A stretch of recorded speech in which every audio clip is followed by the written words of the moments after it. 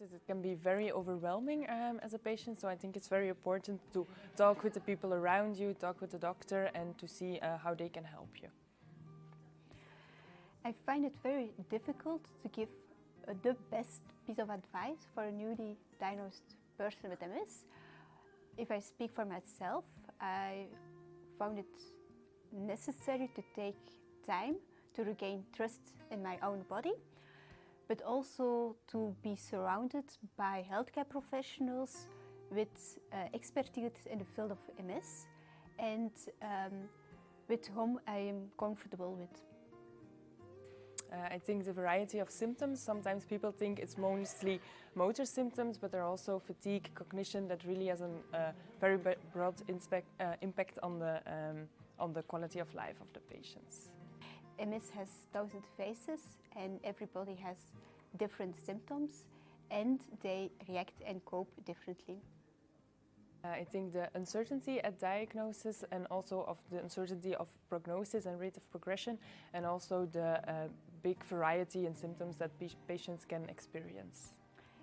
MS has a lot of invisible symptoms, for example fatigue and pain, and it's very difficult for the outside world to understand these symptoms. I think open communicate with us, tell what's bothering you, what symptoms you experience, and also what your preferences are about medication, treatment, and just be open to us. I think it's important that the doctor listens carefully to the whole story of the patient and that they also understand the circumstances in which patients live so that they can understand which decisions patients make. And I think also doctors need to empower patients so that they can treat them in an equal way. The evolution we saw the past years with the new medication, and also knowing that there are a lot of new treatment trials, and we will expect some big difference in the treatment in the next coming years.